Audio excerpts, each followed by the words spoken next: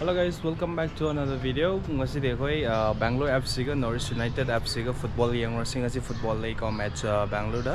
football yang ra ka koi city right ma cham su tor se football match yang ngasi nuai ka ning khali koi ticket book to san gre aduga hojik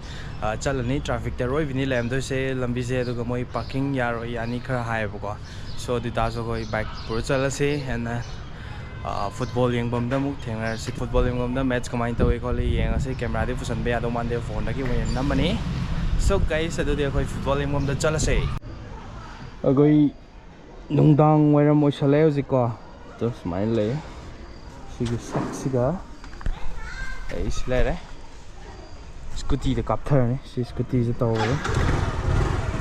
duga koi stadium yo kan thengna se to It's not a normal scooty, okay? Fajare match de koi thieng na yore aroi bi thieng ko the crowd chong smile phambam han chang gi ge duga mu nam thara ge match am na koi khitang thieng na di yore do match am nuai ri hojik match aroi bi de nuai ri ko hojik se mi ya mi ya chandra asom da to sigi jaga side Norwich lay John matching sina BFC team all BFC and this is Simmerstone Sangma sorry this is Simmerstone Sangma and I'm here yeah. Break time they're gonna find you as I love traffic jam level then parking to bom thi ga wa ba me pra so Nali stadium je sidi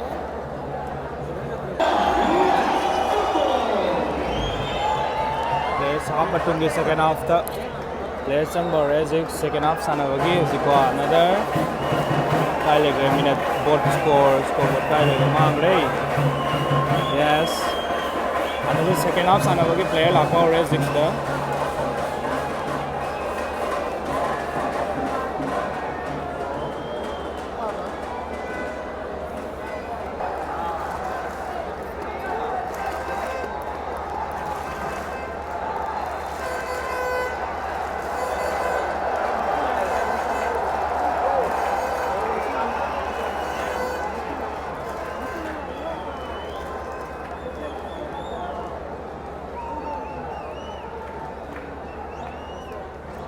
second lại đấy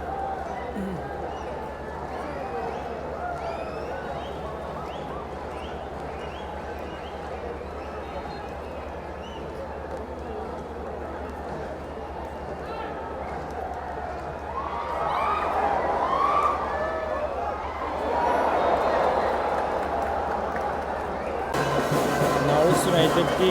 ama suaga puthokre to score film hojik BFC 0 Norwich United FC 0-0 70 minutes to the game out of 90 minutes 70 it's over and then the score is 0-0 I hope the game is well let's see game bay ta đấy ani and another winning let's see let's continue game ni hanjan na de anima then somna kandana West Block BFC supporters somna kandana NEUFC ko the Norwich supporter ai game mi yam ni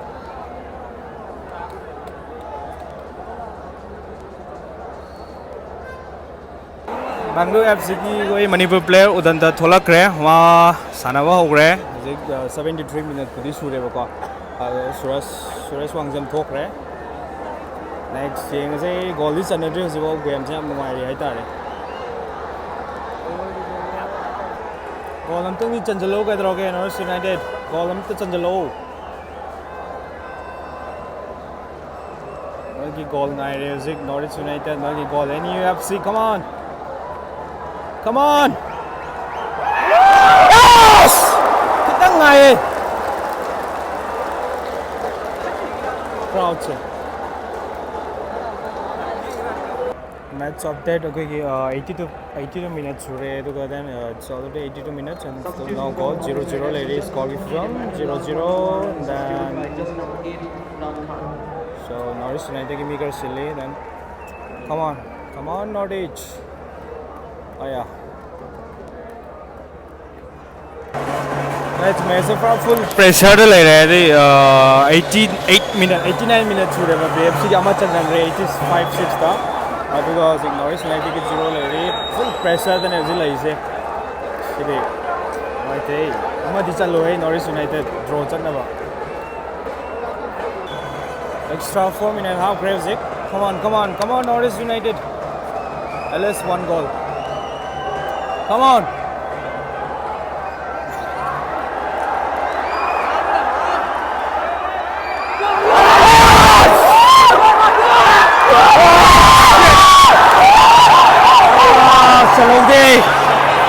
come on, last chance. Come on.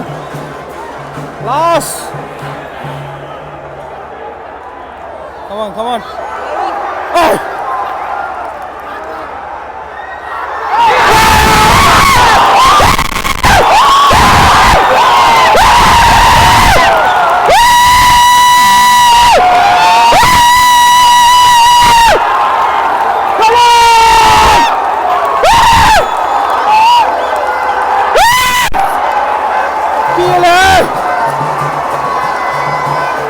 Salah.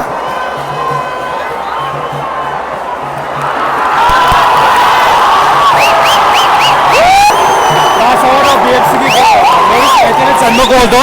लोग दे आए वो कि मरी करो तो उड़ी बमों से को ऐसे क्या अंता उतरे वो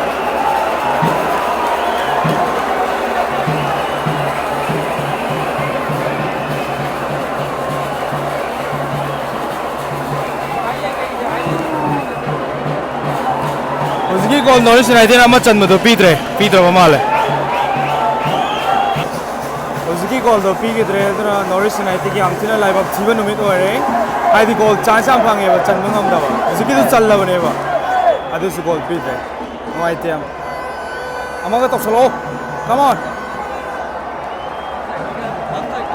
ऑफसाइड तार है गोल पीत है सो सेट गाइस मैच लो रहे BFC ने कहाँ गए BFC ने win तो करेंगे सही गोल अमर दोस ऑफसाइड तार हम बहिने वहाँ बरा ऑफसाइड तार हम दे दिको का अदम थ्रो चल रहा बने बा पेन दे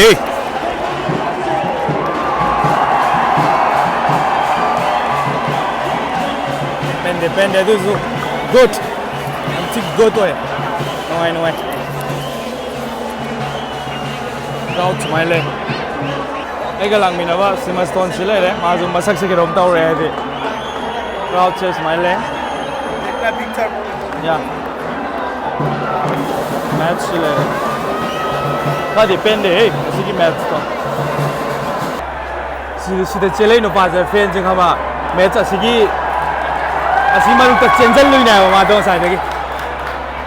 mai ni ko ma hush match lo ga thole ko je mi ya me ko mi ne